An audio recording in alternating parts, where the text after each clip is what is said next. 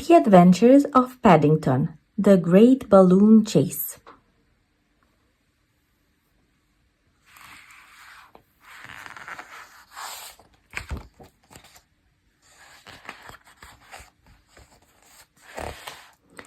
Dear Aunt Lucy, Mr. Brown often says I have my head in the clouds.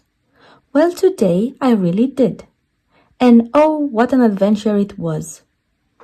It was a beautiful sunny day, and Jonathan had just arrived at 32 Windsor Gardens with something very exciting. "Dad got me a dinosaur balloon," he said. "It's really cool." He pulled on the string, and the dinosaur let out an almighty roar. "May I have a go?" asked Paddington.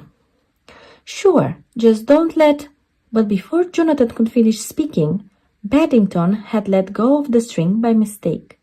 "My balloon!" cried Jonathan as his dinosaur balloon floated away. "I'm very sorry, Jonathan," said Paddington. "Perhaps it will come back." But it didn't. The next day, Paddington had found Jonathan sitting in his treehouse looking glum. Not even a marmalade sandwich could cheer him up. "I'm sorry, Jonathan. I should have been more careful," Paddington sighed. "It's okay, Paddington," said Jonathan. "I know it was an accident. It was a really cool balloon." Paddington was determined to make things right. In his room, he found his patched-up piggy bank. "Rattle, rattle. I'm sorry, Mr. Piggy. I know I promised I wouldn't do this again, but this is an emergency." Smash, clink! Paddington rushed to the park. "One dinosaur balloon, please," he said. "Certainly," the man replied, handing a big bunch of balloons to Paddington. "Hold these for a moment. I'll just get your change." Suddenly, Paddington felt his paws lift off the ground. Air whooshed through his fur as he looked down at the park below. Oh!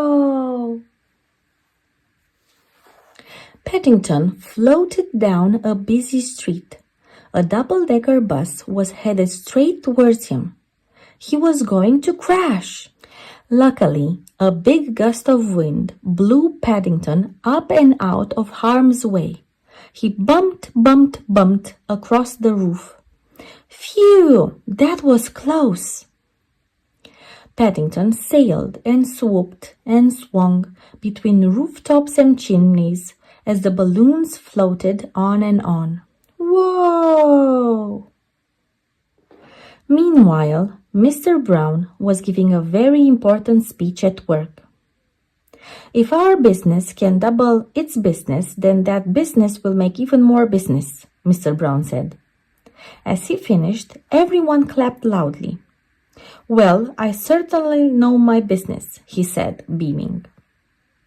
It was probably a good thing that Mr. Brown didn't realize that everyone had actually clapped because a friendly little bear had just floated past the window. "Coo-coo! Pigeonton!" said Paddington, pleased to see a friend at last. "I'm in rather a spot of bother. Could you please go and get some help?" Pigeonton flew off with a squawk.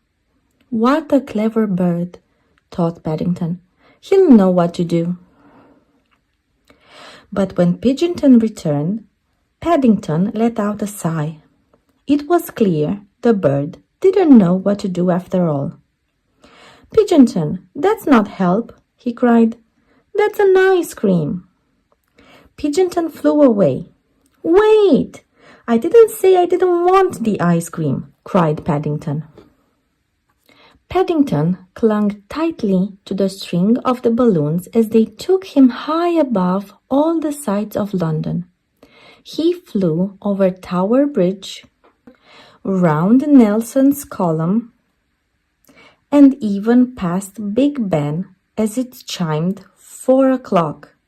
Paddington's entire body shook as the bell rang out 4 times. Boing, boing, boing, boing. Paddington floated above the clouds. It felt very peaceful so far away from London's busy streets. He began to enjoy his little adventure. Just then, a familiar roar interrupted the quiet. "Jonathan's balloon!" he cried. He wriggled and jiggled to reach it. He stretched out a paw, just a little bit further. "Got it!" he said, grabbing the string. Now all he needed to do was work out how to get back down. Before he had time to think, he heard a loud pop. Paddington looked up. 2 birds pecked at the balloons above his head. He sank a little. Pop! "Excuse me," said Paddington politely. "I'd really rather you didn't." Pop! They burst another balloon. Pop! And another. Pop! Then one more. Paddington dropped further still. The naughty birds left him no choice. Paddington fixed his gaze on the crows and gave them a hard stare. They stopped popping the balloons at once. With a final squawk, they flew away. The birds had given Paddington an idea.